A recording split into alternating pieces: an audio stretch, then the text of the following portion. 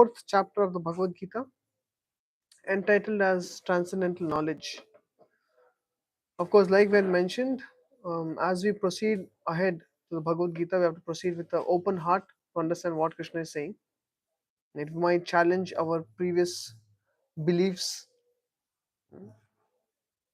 And we know in the fourth chapter, Krishna is talking about spiritual knowledge.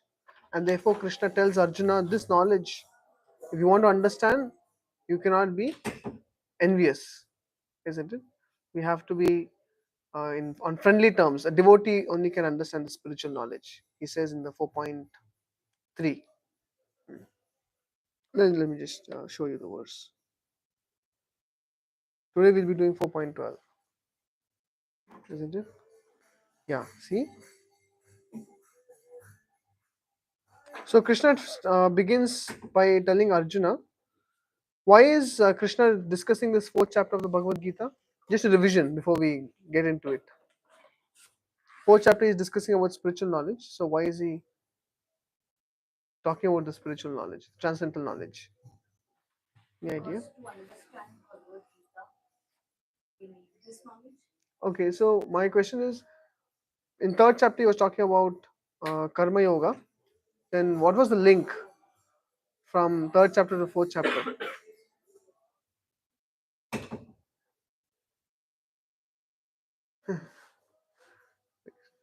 You can give him a seat. Yeah. Very good. He'll ask that later on. Yeah. But you know, in the ending section of third chapter, Krishna was speaking about lust as the root cause of bondage in this world, the enjoying mentality. And Arjuna asks Krishna, how do we overcome this lust? And Krishna says, one way is to be enlightened with this transcendental knowledge. And therefore, Krishna starts explaining transcendental knowledge. And what is transcendental knowledge all about? Transcendental knowledge is to understand who is God, who are we, and what is the relationship between both of us. This is transcendental knowledge, this is spiritual knowledge. So when people say, I'm spiritual, that means they should be knowing the spiritual knowledge. It is to do with the spirit, soul, and the supreme spirit, that is God. So in text 1 and 2, I'll just give you the flow. Krishna spoke to Arjuna. Krishna is telling Arjuna that this knowledge was actually there before, but in due course of time it got lost. As is the nature of this material world, in due course of time things get lost, isn't it? So now Krishna tells in text 3 that this knowledge cannot be understood by anyone. Though Bhagavad Gita is available, $5 one copy, it is open secret, but that secret cannot be accessed so easily, isn't it? Like sometimes some files you click, immediately it gives a box with the password. If you don't know the password, you cannot access the file, isn't it? So similarly, we have the copy of the Bhagavad Gita, but to really understand this transcendental knowledge, one has to be a devotee. Let's just go into text 3. You can just repeat this. Sa evayam maya tedya yoga prokta puratanaha bhaktosi me sakha cheti rahasyam hyetaduttamam. Okay. Now let me find out some Sanskrit scholars. What does bhakta mean? Devotee. Okay. Sakha means friend. Rahasyam, uttamam, top secret. This is top secret, only available for bhakta and sakha. Those are devotees and on friendly terms with Krishna. And ninth chapter, Krishna says, this knowledge cannot be understood by those who are envious of me. Therefore, Arjuna, I reveal this knowledge to you because you are anasuyave. That means you are non-envious. You won't burn in your heart hearing my glories. Therefore, I'll reveal it to you. Now, Arjuna is telling Krishna, see, the sun god, Vivaswan is senior by birth to you. That means Arjuna and Krishna, they were on friendly terms because they were like peers, almost about the same age. Isn't it? Yudhishthir was senior. Bhima, not so senior, but Arjuna was on friendly terms. And Nakul and Sahadev were very junior to Krishna. So Arjuna is thinking, Krishna is just the same age as me. How did he speak millions of years ago to the sun god? Isn't it? So Arjuna asked this question honestly, and Krishna is telling Arjuna that many births have passed. Both you and me, we have passed many births. I can remember all of them, but you cannot. Why? Because Krishna doesn't change body. Krishna has the same body, which is spiritual in nature, and Krishna says it. See, although I am unborn, my transcendental body never deteriorates. Because in Mahabharata, Krishna was about 125 years old, but he was looking like 16-year-old, isn't it? I'm not sure how Arjuna was looking like, but Krishna was looking very young. And although I'm the Lord of all living entities, I still appear in every millennium in my original transcendental form. And then he gives the purpose of his descent. The most famous Yada Yada Hi Dharmasya Glanir Bhavati Bharata. He says that whenever there's decline in religious practice, that is the time I descend. For what? To deliver the pious, annihilate the miscreants, and to re-establish the principles of religion, I myself appear. And then Krishna reveals something about himself. We just repeat this. Janma karma cha me divyam evam yo veti tattvataha tyaktva deham punarjanma naiti mameti sorjuna. Can someone read? One who knows the transcendental nature of my appearance and activities does not, upon leaving the body, take his birth again in this material world, but attains my eternal. Yeah. So Krishna says that if you can understand who am I, who is Krishna, what is his nature of his birth and activities, immediately one actually gets unbound from this world and makes his way to perfection of life, that is going to spiritual world. So therefore, one who knows the transcendental nature of my appearance and activities. That means what the activities and birth of Krishna is not similar to our birth and activities. It is much different. Even the activities of devotees and activities of the people, materialistic people, they are also different. Sometimes devotees also go for jobs or they also study, and materialistic people also study or go for a job. What is the difference? The way job, you have to code. You can you cannot pray, and you can pray, but you have to still code. Yeah.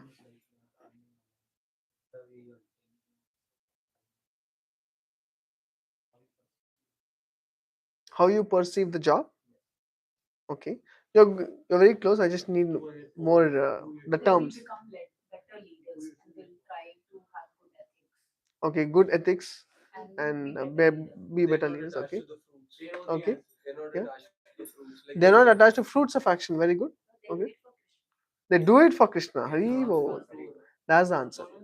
So, so what is the difference between the two? Oh, yeah, I'm not sharing the screen. Yeah, sorry. Yeah. So, what is the difference between the devotees and the activities of the materialistic people? The difference is in consciousness. For whom am I doing it? Like one person, he went to a construction site. He met one person who was doing some construction, and he asked him, "What are you building?" He said, "I'm just putting bricks together."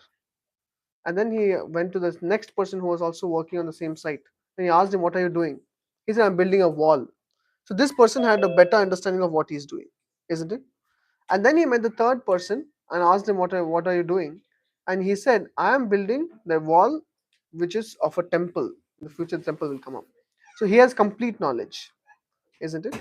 So similarly, the devotees, they have complete understanding of why to work in this world and how to work in this world. With what purpose, with what motivation, isn't it? So therefore, though the activities seem to be similar, but they are not the same. Okay, so therefore Krishna gives an understanding to Arjuna. My activities, my birth, they're completely different. But if you know my activities and my birth, upon leaving this body, you will not take birth in material world. That means spiritual world. Perfection of life is attained. But if someone gets to know about our activities and our birth, Will they benefit anyway? There's so many autobiographies, so many biographies. Not necessarily people actually benefit, isn't it? Yeah. So this we had already done. So from here onwards, Krishna is speaking about the nature of, or you can say he's diving deep into spiritual knowledge. How many of you are really eager to know spiritual knowledge? Okay. How many of you want to know for the sake of it? Okay, really?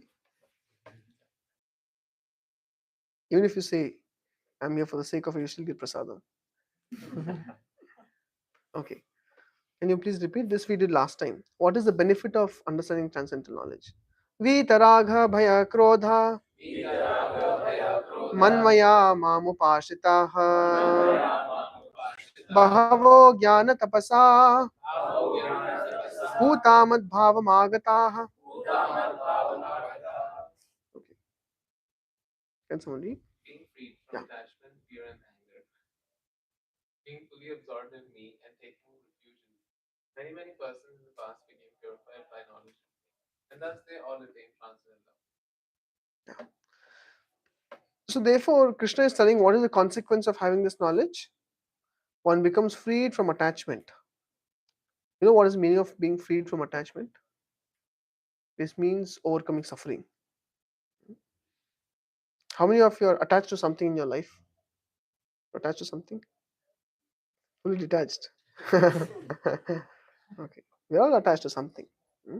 Some people are attached to something very gross, like gadgets. They are attached to having more money, attached to subtler things of status in society. Subtler can also be name and fame. People are also attached to money. People are attached to where you live. Yeah, you're attached to the place of birth. You're attached to the particular state or city or village I come from. So Krishna says by knowing this transcendental knowledge, one becomes freed from attachment, fear, and also anger. One gives up anger. Being fully absorbed in me and taking refuge in me, many persons in the past became purified by knowledge of me. What does purified mean? What is getting purified here? Soul is always pure. Detachment. Detachment. Who is getting detached? What is purification? In your heart, you have lust, greed, and anger. And purified means getting out of it. Okay, very good. Correct. Purification means purification of heart, purification of mind. You all can relate to that. Our mind is not the cleanest of places. Yeah. I mean, we all know better than I don't have to explain these things, isn't it? But Krishna says, when you hear about me, when you discuss about me, when you get to know my nature, the mind gets cleansed.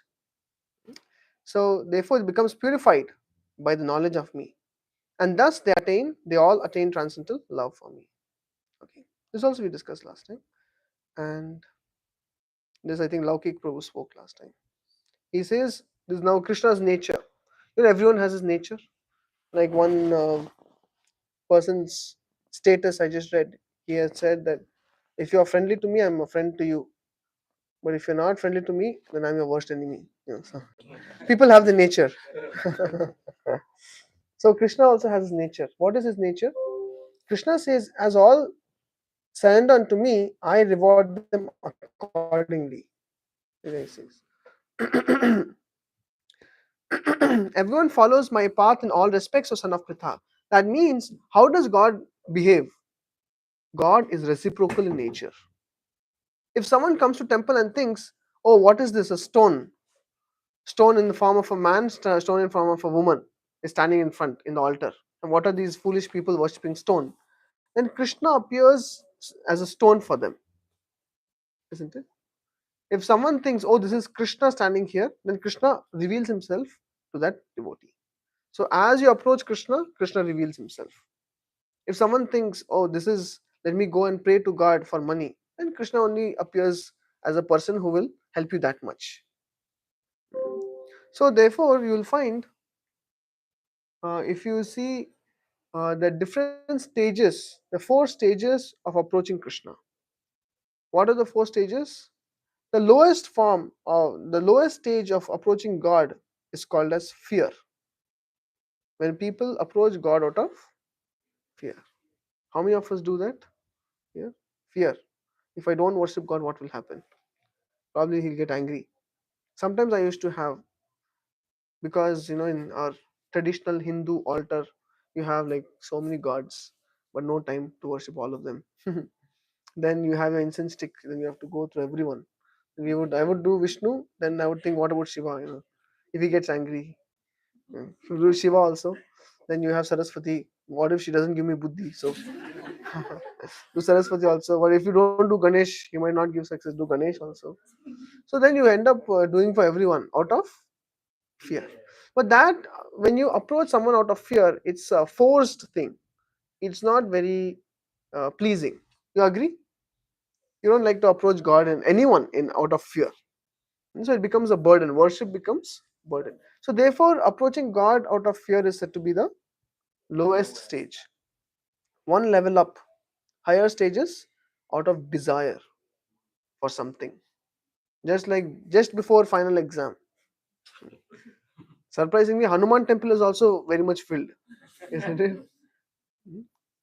Because in Hanuman Chalisa it is said that he gives buddhi, isn't it? So Hanuman temple, Ganesh temple, they are most filled before exam or before the results come out. But after that, completely empty. That means people mostly approach God out of something, out of want of something. Mm. So therefore, desire. So just imagine yourself. You are getting too many friends, Facebook requests, and people are messaging you. They want to really connect with you. And then finally, you are happy that you're getting a big friend circle. And later on, if they say, you have a job, can you please recommend me? And then you get to know the all. Why did they connect with you? Just for a job referral. And once you say, yeah, sure, you're such a good friend of mine, I'm referring you for a job. Once they get a job, you think they'll be around you? No. So how many of you would prefer friends like that? Anyone here? You have friends because they want something out of you. It's not a nice relationship. Oh, really? I think everyone wants something out of everyone. So give and take relation, like in this world. We are here to seek knowledge, you are here to give us knowledge. So even friendships are based upon that. Like you have to give something to get something. Well, not necessarily. Mm. In the material world, the materialistic relationship is based on selfish motives. In spiritual communities, relationship is based on selflessness. How? That means now if someone is befriending you in a spiritual community, they are befriending you because they want you to get connected to Krishna consciousness. So benefit is where? For whom? For the other person. For the other person, but yeah, for the other person, but the person who's connecting will also get some good karma because he connected one person. So the devotee, no, so the devotee who's doing that, he is not looking for that. Like they do not do this for like good karma. They are above that. They do it for no, it's karma. It's not self karma. Yeah, it's akarma. It's akarma. So one does it for the other person. So the spiritual community is based off selflessness. Whereas in the materialistic world, people want something in return. I scratch your back, you scratch mine. That's the philosophy. So we generally don't want people who want something, who are around us to exploit us. We generally want to be careful of people who want to exploit us, isn't it? Now, one level up is people who approach God out of duty. And this is a very good platform to be in. That means I worship God because He has done so much for me. There's some level of gratitude, isn't it? He has, at least my health is good. There's so many people getting sick. I didn't get sick. Or so many people died during COVID. Somehow Krishna protected me. So people approach God out of duty and they want to worship God out of duty. How many of you do that here out of duty? Okay, first let me just go in all the stages. Fear, the lowest one. How many of you do with fear? I saw more hands that time. Okay, fear is gone. Okay, now they want to level up their approach to God. Okay, by fear. Start by fear, yeah. Only what is the problem with fear? Like say in some countries, they might say, in Islamic countries, say there's a strong rule on how to behave, what a person can do, what a person cannot do, what he can eat, what he cannot eat. So then, if it is based on fear, then the living entity will try some way to escape that, and he'll come to America and do what he wants and go back, isn't it? You cannot really discipline a person by fear. Okay, how many of you approach God or worship God out of desire or gain of something? Start with that. Okay, didn't end with that. Very good. Hmm? Okay, very good. And out of duty? Or can it be all? Okay, that's the last question. You can raise hands for all. Yeah. I just want to, pass the exam, and then duty. Like sometimes you feel like it's a duty, or you can feel that way. Then out of desire, out of love, Okay. I'm just asking. Okay. Good question. I'll tell you. Okay. How many of you approach out of duty? Okay. And the highest form of worship of God is love. Hmm. One actually does it on love, and generally we don't have love for God. So let me see how many of you approach God out of love. Okay, very good. So of course Krishna says, Hare Krishna. Krishna says, if you love me, then also you have to show, you have to express that love in some way. So how? By complete surrender to Him. So how much can we surrender to Krishna is really of a question. So generally, devotees say that I have no love for Krishna. Because our surrenders, we can calculate our surrender also. But nonetheless, approaching God out of love is the best way or the most pleasing way. Just as how we would like people around us to be with us just because they like us, isn't it? It's like that. So these are the different ways of approaching God, and accordingly, Krishna reveals himself. Some people they want to treat God as order supplier. So Prabhupada would say, don't treat God as your order supplier. He's not your your home servant. You say no, go to grocery and get 1 kilo of rice. Don't treat God like that. Yeah. Sorry. But that's true. We've been there too. We've been there. We didn't stop there. If you are there, we have to go to next level.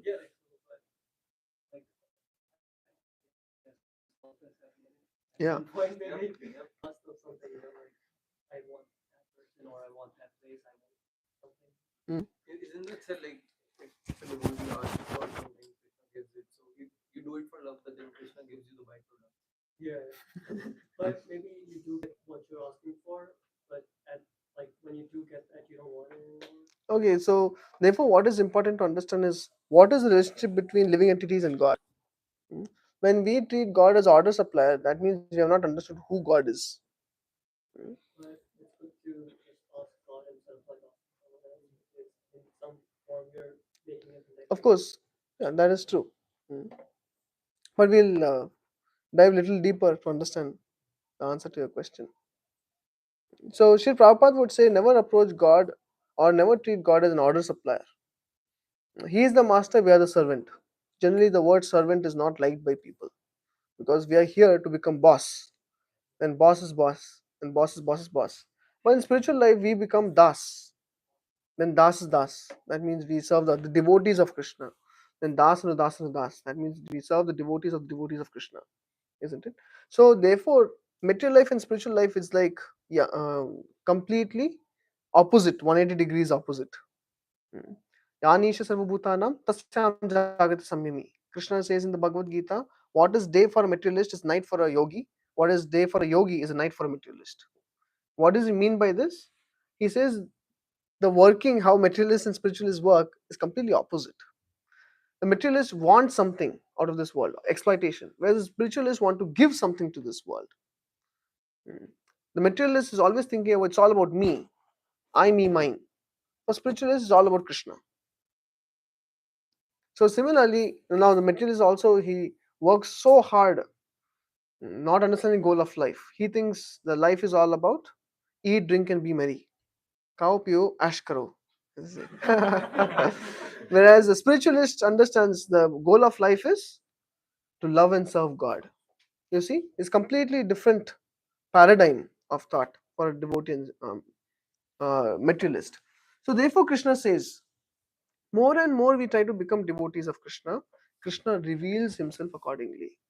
So when we approach Krishna out of love, then Krishna reveals himself completely on that platform. So when we come to now think, now like Rak Prabhu was saying, and what is the problem if we treat God as order supplier? Now one king on his birthday he was going throughout the kingdom, and he was in a very generous mood to give something, to fulfill anyone who whatever they would ask for. So he met a person. He asked him, "Say, this is my birthday. Do you want, uh, you know, ask me anything you want?" So the man asked, "You have a golden button on your coat. Can I have the golden button?" The king said, "That's all you want? I'm the king of the entire kingdom. I can give much more than golden button." He said, "No, that's sufficient." "Okay, take it." He gave the golden button. So he went from person to person, and someone asked a bracelet, someone asked a necklace, this and that. So finally, he met one person. He met a lady, and he asked the lady, "What can I do for you?" She was an elderly lady, but she was very smart. She said, "I want to be your mother." He said, "Okay, wonderful. You want to be my mother? Mother means what? Mother only serves." So she wanted a position of service to the king. So the king said, "Wonderful. From now onwards, you are my mother. But if you are my mother, you cannot be walking on the road. Come, hop onto my chariot." So now she went onto hopped onto the chariot, went into the palace of the king. Now she's the mother of the king. So how do you think the king will treat his mother? Yeah, with a lot of opulence. Everything is for her. So what did the lady want? Did the lady want wealth? She only wanted to serve king, but because she opted for love or to serve king, automatically she got everything else. Isn't it? Yeah. Prison story like that. What story? Prison story. Okay. Like the main head or jailer. I don't know what the name of the person. Warden. They're like, they're like, you get one day, ask for whatever you want, whatever you want. People are like asking for soap, toothbrush, and stuff like that. There's someone who asks for freedom. Okay. Like people are asking for like, like basic stuff, but what you really want is like freedom. Yeah. So who can tell me some lesson from this? What we heard? The story. What is the lesson from the story? Service? What service? One should believe in selfless service, and he or she will get the results. Okay.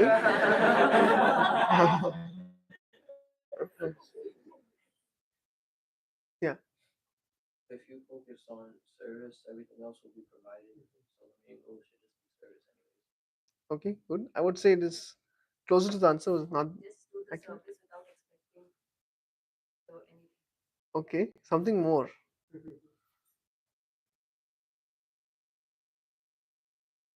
I mean, if we say just do service, She was looking for yeah. love, and she got love in return. Okay. That's how it started, right? Okay, that's good. How Krishna reciprocates people who love together. Correct.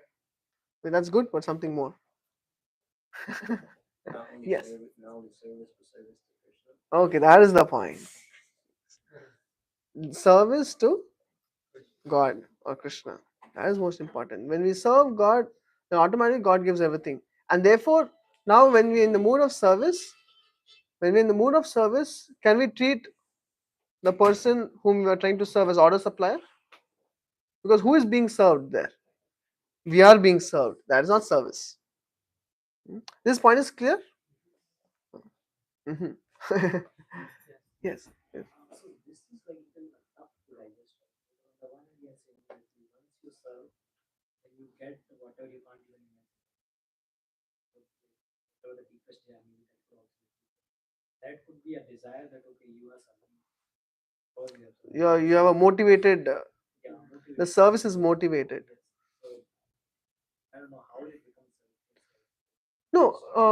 So when we talk about service, we talk about unalloyed, and unalloyed means it's not mixed with any motivation. There's no mixture of motivation. It is selfless service. When you serve God, you automatically Krishna takes care of everything. I'll give you an example. How many of you are from Maharashtra here? Oh, very few. Okay. So in Maharashtra, there's a saintly person called as Tukaram. Heard of Tukaram? Very great devotee of Lord Vittal. So he was so absorbed in always chanting the name of Vittal, and he used to have a grocery or something. He used to do some sales. For a whole day, he would just sit at the cash counter and just chant Vittal's name.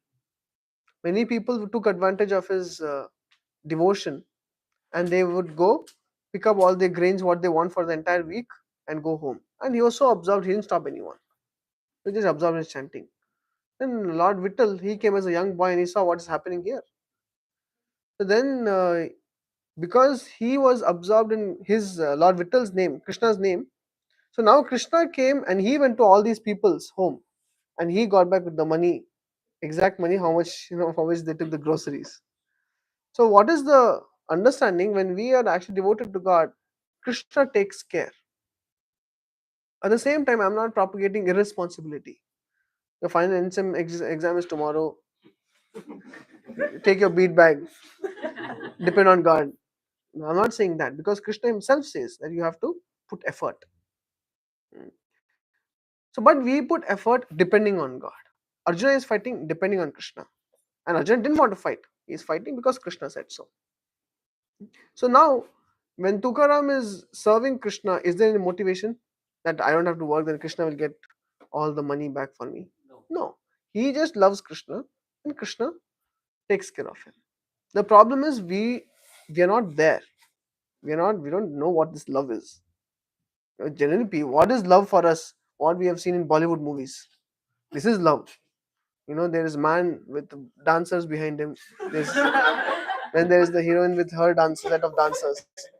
They are singing la la la and so this is our love, correct? No, so some people who are little emotional by nature, they feel very romantic feeling with God also. So then when they look at darshan, when they have darshan, they cry tears also. But you say, Prabhu, you're crying tears for Krishna. Then he says, yes, Prabhu, I have so much love for him. Can you please come? And you ask him, can you please come and wash some pots? It's a festival day, we don't have anyone to clean the kitchen. He'll say, no, no, Prabhu, I have many other things to do. It's this romantic feeling. Because of the movies and everything, we have got that romantic feeling.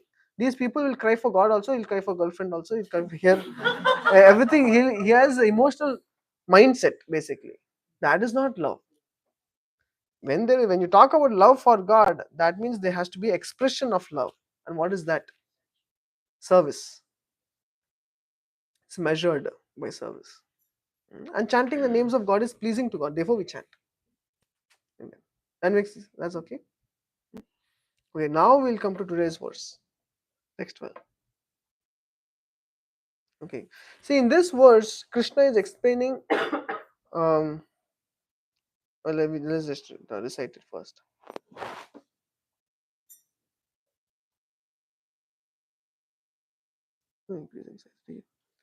कांक्षन्त कर्मणां सिद्धिं यजन्ता इह देवताः क्षिप्रं हि मानुषे लोके सिद्धिर्भवति कर्मजा. Kankshanta means, Kanksha means to want. Karmanam, Siddhim, perfection is activities. Yajanta iha devataha. Devataha means, for this purpose, people worship many demigods, devatas. Kshiptam hi manushe loke siddhir bhavati karmaja. Okay. See, men in this world desire success in fruitive from fruitive work in this world. So, Krishna is talking about how people with material desires, they definitely go to demigods and worship demigods. Interestingly, what does Sri Prabhupada write in the purport? Can someone read loudly? There is a great misconception about the gods or demigods of this material world, and the men of less intelligence, all too passing a great scholars, take these demigods to be various forms of the Supreme Lord Actually, the demigods are not different forms of God, but they are God's different parts and parcels. God is one. How and many gods we have? One. One, not 33 crore. Yeah. God is one, and the other parts and parcels are many. The Vedas say Nityo Nityanam. God is one. Then Ishvaraha Param Krishna. Krishna. The supreme God is one Krishna, and the demigods are delegated with powers to manage the material world. Yeah. So when we say Supreme God is one Krishna, that is Krishna, Vishnu, Rama, they are all one. Same tattva. They like multiple acting. But one person only. These demigods are living entities, Nityanam, with different grades of material power. They cannot be equal to Supreme God Narayana, Vishnu, or Krishna. Anyone who thinks that God and the demigods are on the same level is called an atheist or prasad. Partially. Prasad.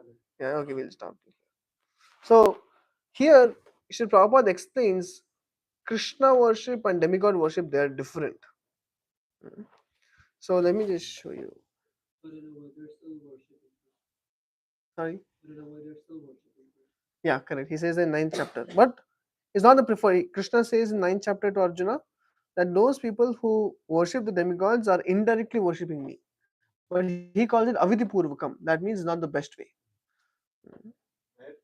9th chapter of the Bhagavad Gita. There he talks a lot about why people who just worship demigods, they are not, that's not the best form of worship, and therefore he condemns demigod worship over there. Yeah, okay, we'll do this. Krishna and demigods. Can someone be Ram and one has to be Sham? Those who can speak loudly and clearly. Who wants to be Ram? Okay, well, you have to come ahead. Come here. I can read. You can read, but the phone. So I'm not sure if it's you have to, someone has to check YouTube. Just do come here. Okay, you will be Ram. Okay, start. When I tell our boys about the elaborate universal administration, with Krishna being ultimate God and all demigods being subordinate administrations, our boys wonder, is it a reality or is it all mythological? They ask, what is the need for so many demigods? Can't everything in nature happen by itself? Sham. Such questions reveal the ignorance of modern thought. Everyone unanimously agrees that even a small experiment conducted in a laboratory cannot succeed without expert monitoring and Little control. slow, bro. And yet, it is a very great wonder that these very people readily believe that all the incredible phenomenon happen in nature without any expert intelligence behind it. When you ask an atheistic scientist how Earth is able to produce grains, they reply, we are hungry, so Earth produces. Does it make sense? It's like child saying, I get sandwich when I come to home. Because I'm hungry.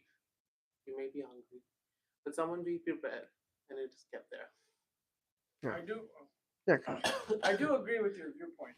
Despite all the advancement in the field of science, technology, and medicine, man has not been able to conquer the forces of nature.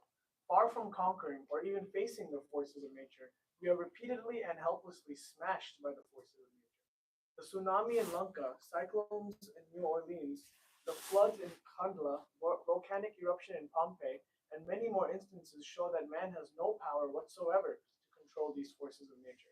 The earthquakes in Japan, despite making flexible foundation homes, make vertical homes flat and flat roads vertical. No one wants such natural calamities, nor are they able to stop the forces of nature. Surely higher powers are at work.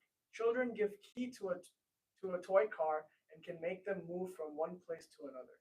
A puppeteer makes the puppets dance as per his wish. Similarly, the nature is orchestrated by Supreme Lord through the agency of demigods. So what is being spoken here? Can anyone say? Like people are thinking they are powerful, but they are not able to control the natural calamities which are happening around the world. So it leads to, it states that people are thinking they are powerful and they can control the forces of nature. Okay, But they are not. something else. What is the point being made here? There is much more higher power which is controlling all this stuff. Yes, correct. That means whatever happens in nature is not happening by chance. The by chance philosophy is a very nice, sophisticated way of saying, I don't know, isn't it? How did the universe come about? By chance. How did How did, can we ever say, how did the fruit come from a seed? Is it by chance or by design? Design. Similar, how does the universe come about? By design. How does rain take place? By design. The water cycle happens. So all these things in nature are happening by design. That means there's some intelligence beyond design. There has to be a designer. You have to understand. So therefore, this Sham and Ram, they're discussing that these things in nature don't happen by chance. That there's someone in control. And who are these people in control? There are people administered or entities administered to take charge of these departments, demigods. So the rain department is under the who? Under whom? Yeah, Indra. Heaven is also under Indra. The seas, the water bodies are under Varuna. Just like in a national government, you have finance under finance minister. He's the one who does it. Law and order under Home Minister. home minister. And then you have, similarly, you have different other departments in national government. Similarly, in the universal government also, there are certain departments, and these departments are run by entities. They are called as demigods. So therefore, Sri Prabhupada in the purport we were reading, one cannot equate demigods with God. Yes, they are different. Who is Shiva then? We'll come to that. You are asking question. It is. I'll show you here. We'll come to that if time permits today or next time.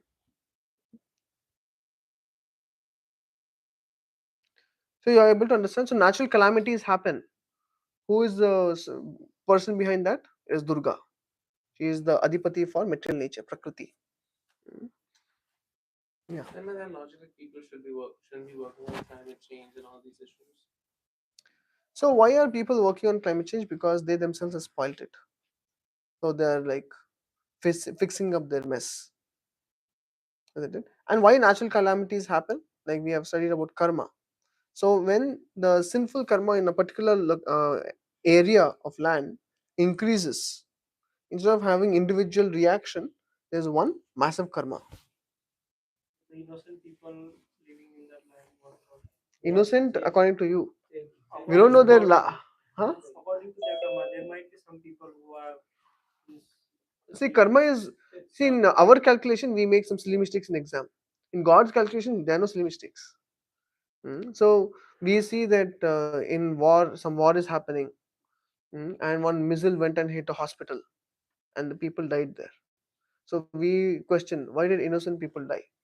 So you're saying that they are innocent according to, with respect to maybe war, they have nothing to do with the war, or maybe with respect to this life, but Krishna knows their past, what activities they have done in the past. So accordingly these things happen like that. So all these natural calamities, they are also being managed by the demigods. Isn't it? Okay, who was reading? Okay, Sham, you continue.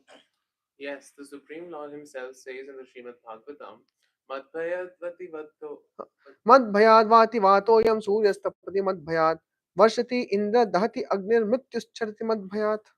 It is because of my supremacy that the wind blows out of fear of me, the sun shines out of fear of me, and the Lord of the clouds, Indra, sends forth showers out of fear of me. Fire burns out of fear of me, and death goes about taking its toll out of fear of me. Lord Krishna says in the Bhagavad Gita that the natural laws are working perfectly because of his superintendence. No one should think that nature is working automatically without superintendence. So now with this understanding, you can understand that there is a position for God, there is a position for demigods. Further on, we'll understand what is the position of Shiva. So everyone has a position. Yeah. Why are demigods doing it out of fear? Multiple times. Like, because once I remember you were saying that why someone is designated also demigod, like any demigod, they must have done something good. Like, I don't know, but they did something good and that's why they get that position. Correct. But then why would they work out of fear? Like how would they even talk Like about sometimes we also, when we are working in a company, sometimes you have to work out of fear, isn't it? Or you always love. Sometimes, sorry, Ideally, this should be because of love. out of love. Yes. You work in company out of love. At least in this Who loves his boss? Huh. No one loves the boss. No, it is possible though, right? Like Really? especially if your boss is You know, not once the boss cuts your salary, you will show how much love you have for the boss. Isn't it? It's all motivated. We cannot compare No, the demigod to demigods, the demigods, it is explained the demigods are not pure devotees. I can give you an instance. In history, once the demons, the Rakshasas, they had stolen Aditi's kundal, Indra's umbrella, many of these things. And it's a matter of dishonor. I mean, Indra can always get another umbrella. It's a matter of dishonor that they actually stole. It's like hitting the World Trade Center. They can always construct another building, but it's a matter of dishonor that our security systems were down. So then what happened? Then Krishna went and defeated these people, these Rakshasas, and got back all these items which the demons had stolen. And he gave them to Indra. And he just gave them to Indra, and Indra was grateful. Just then, when Krishna on his Garuda, along with Satyabhama, was returning, at that time Satyabhama pointed out to a Parijata tree, a tree with Parijata flowers. So then she told Krishna, that day you had given to Rukmini one flower, and you never gave me anything. Now I want that tree. Krishna said, okay. And he just took the tree and kept it on Garuda.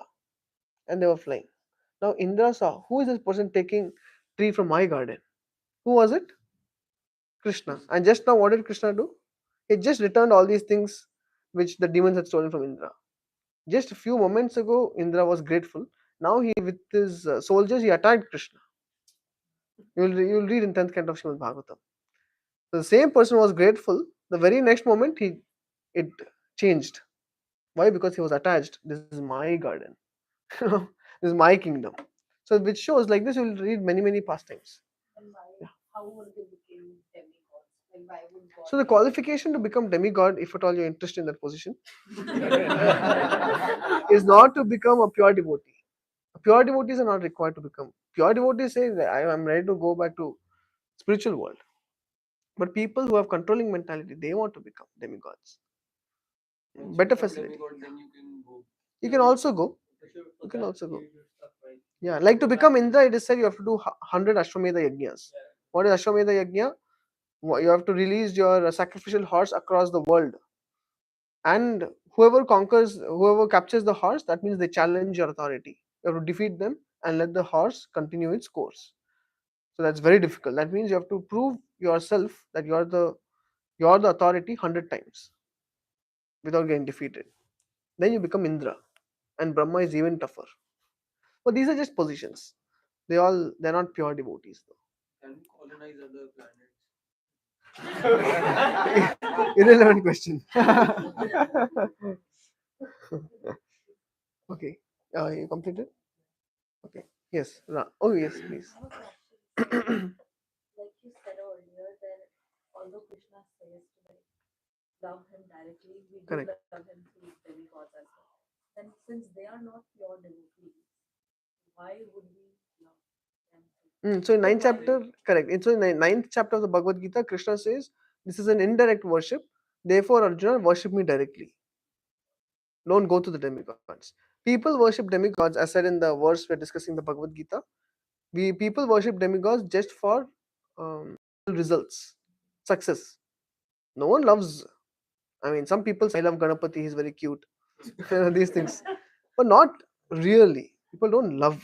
That's the thing. People confuse the sentiment in the mind, a mental sentiment, to be love. That's not love.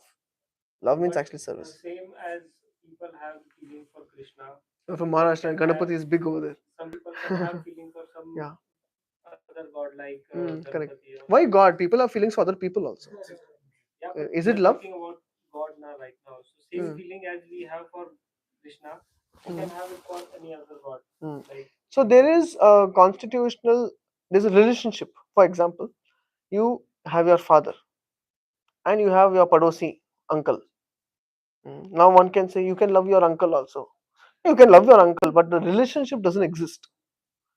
But for the living entities, they're eternally connected to their father Krishna. And who says it? Krishna says in the 14th chapter. Aham bija pradapita. I'm the seed, giving father of all living entities. You can ask Ganesh, are you also my seed giving father? Say, no, no, I have nothing to do with you. So there's a relationship. Definitely, we can have relationship with so many other living entities, but father is one. You have to understand. So no one can occupy that position of father. So then love is natural. Yeah. Yes. How do I prophesy this love? Like, how do I show this love? To seva. Like what would qualify as Okay. So if you love someone, like I have seen some boys in hostel, they talk to their girlfriend literally hours together. From 11 p.m. they start. Goes till 1 a.m., 2 a.m. They're just talking. I was thinking instead he could have taken rest, they could have called in the morning. But that when their love is there, no, love makes people blind, they say. So then they don't care for time.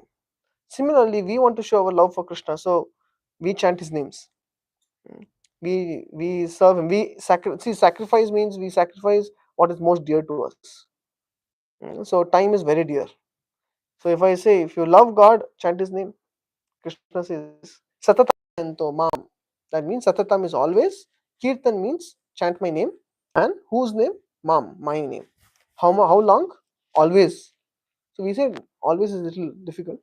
So at least start with 10 minutes. Chant Hare Krishna Mata, Hare Krishna, Krishna Krishna, Hare Hare, Hare Ram, Ram Ram, Hare Hare. Start with 10 minutes, 20 minutes, 30 minutes, like that. So here we all who stay in the temple, we chant, even students also stay, we all chant 1.5 to 2 hours daily. But now that we are failing in our material duties, rather we are actually performing better than many other people also. Because it brings focus, cleanses the mind. At the same time, we are showing to Krishna that I'm really serious about this relationship, not just for fun. Correct? Like that. Yeah, we have one more question.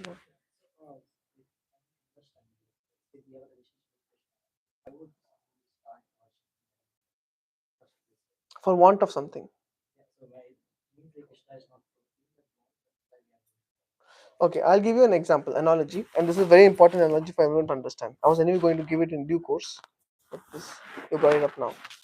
So now, say a child, he is addicted to M&Ms. In M&M chocolate, yeah, they're very colorful, but chocolate is there. So now he goes to his papa. His teeth is gone because of too many M&Ms. Now he goes to his papa and says, "Papa, can I have $10? I want to purchase M&M." You think his papa will give him $10? He might, in America, of course not, but if it's in India, he might give a tight slap, isn't it? So now, if that child, the papa is not fulfilling, can he fulfill? Papa is ready to fulfill, but why he is not fulfilling? It's not good for the child. There's a relationship between child and papa. But now that child somehow gets $10. He goes to shopkeeper and he says, "Take $10." Will the shopkeeper say, "Show your teeth"? Will he say, he doesn't care about teeth. You give $10, take it. I'll give you example, scriptural example. Hiranyakashipu, he performed severe tapasya. So severe that his body was eaten by termites. And the heat emanating from his body due to tapasya was scorching the upper worlds. Such severe ghor tapasya he was doing. Then Brahma came. Because demigod said, "You do something, we are getting burnt here." So Brahma came, and Brahma was ready to.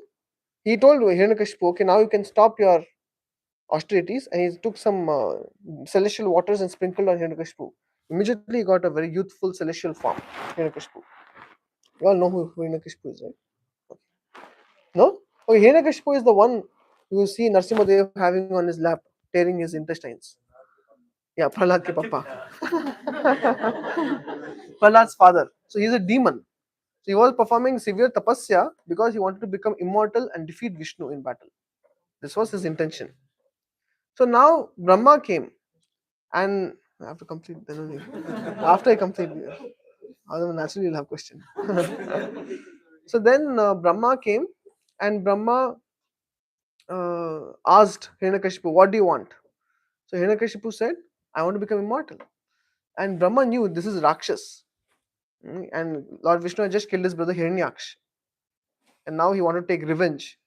But Brahma, because he's like a shopkeeper, now he had done his part of tapasya. That's like paying $10. Now he is forced to give? Yes. He said, I cannot give immortality because I myself am not immortal, but you can ask anything else. Then Hiranyakashipu thought, I'll trick Brahma. Then he said, I should not die by any weapons. I should not die in the day or night.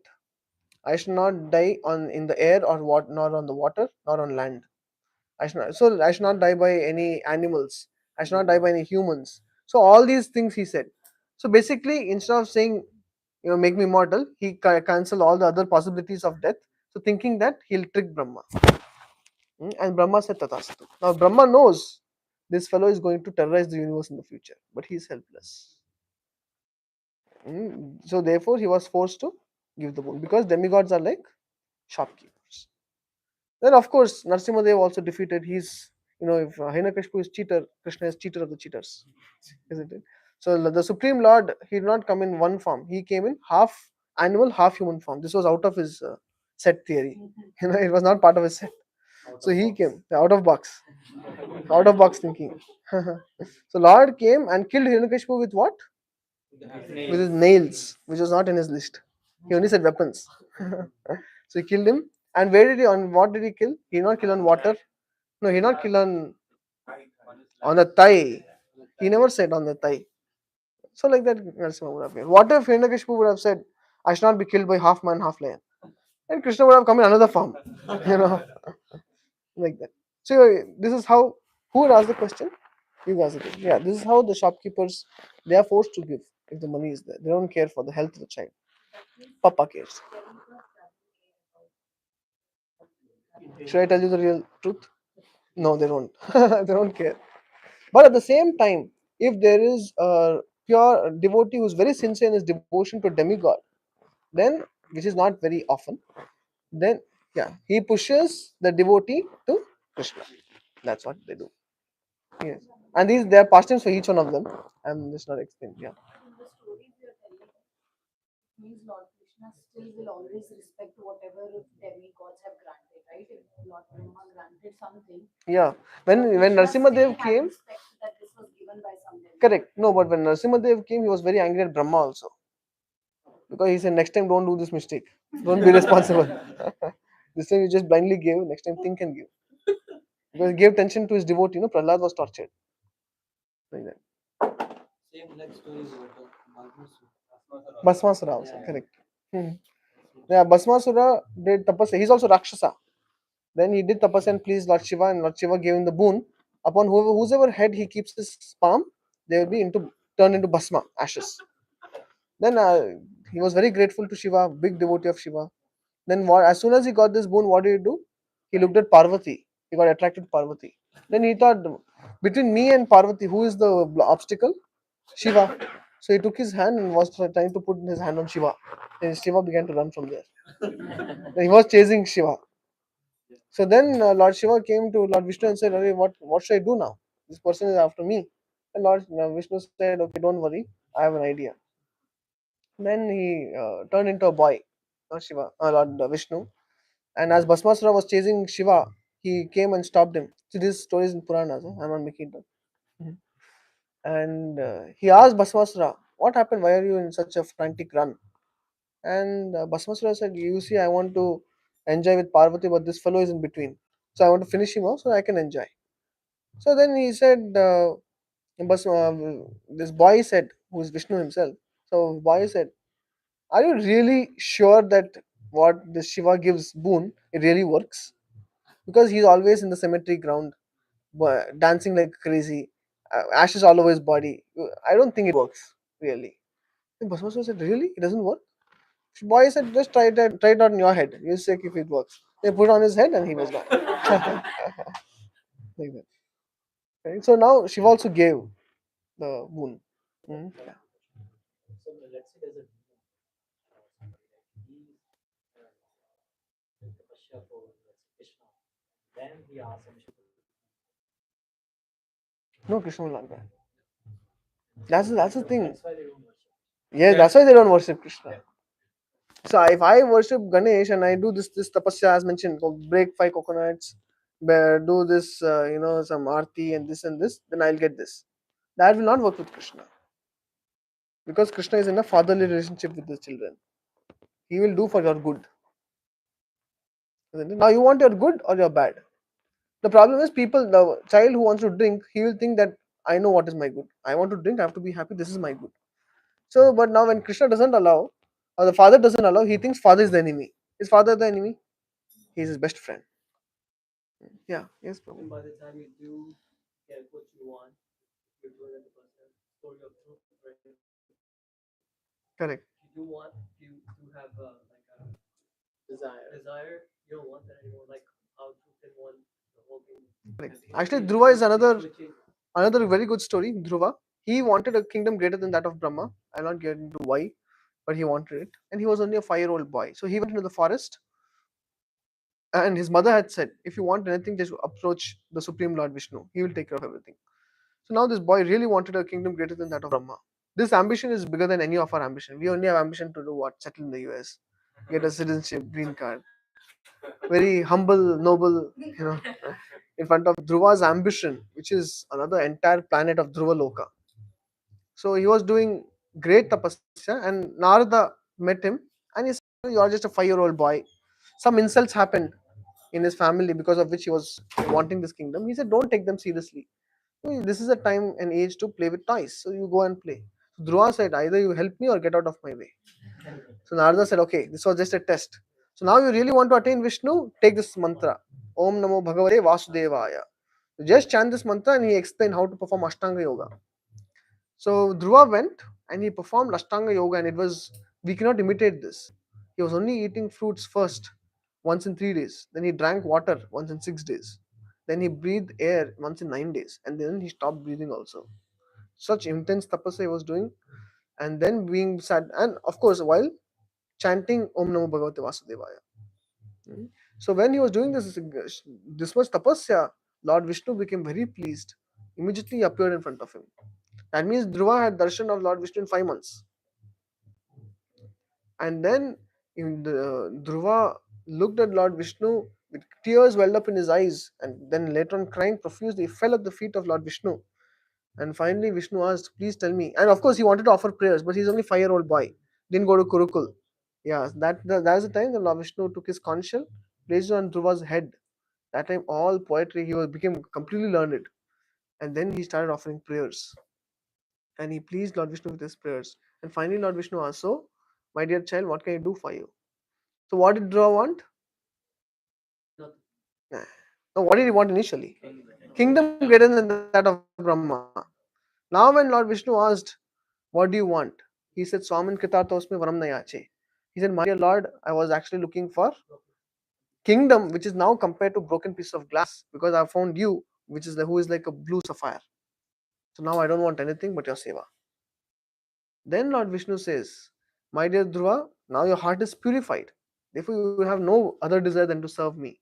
But because at once you wanted that kingdom, now I will grant you that kingdom." And later on, Dhruva became the king of Dhruvaloka. So when Krishna knows that this thing is not going to harm his devotees, then he'll grant it. It's not that Krishna is a sadistic person. He likes to take away everything and see the living entities suffer and he's clapping hands, and it's not like that. Krishna he's doing out of love. When he knows that when he gives something, if I give fame to you, you have like 5 million subscribers on YouTube. Can you handle that fame without destroying yourself, without becoming thinking that I'm only God? If you can still be a devotee, still handle that fame, then Krishna will give it. Why not? It's not out of the capacity of Krishna. So therefore, it's very important to understand demigods have a role of shopkeeper type, business, and whereas Krishna has a role of loving father. Yeah. So I think that answers my question. It can start as like of fear or desire, but then it changes. Like over time, it just changes. Yeah, it has to finally come to the platform of love. And this is logical. Initially, everyone fears their father. Yeah. It eventually transforms into love because you can Correct. see in hindsight, oh my god, he's done so Yeah. much. But for And some not just that, it's also about the level of knowledge we have. When we Yeah. don't have much knowledge who the father is, we only see him as the fear factor. For some Yeah. people, Yes. they have just done like really good things, but they from a very young age they can go on there. Like you can see in the temple too, people are, True. and for people like us who have done really bad things, it takes us time. I mean, some people have done bad things in this life, some have done in past life. We've all done bad things for sure. Therefore, we are here. Isn't it? So we'll. I think it's a good note to stop here. We'll continue this next time. So from here, Ram. From Ram on, we'll continue next time. We'll pause here, and if you have any question, we can ask during prasadam time. The prasadam kept separate for all of you in restaurant here. You don't have to go all the way to prasadam hall. So Prabhu will guide. Thank you very much. Hare Krishna. Srimad Bhagavad Gita ki, Krishna Bhagavan ki, Srila Prabhupada ki.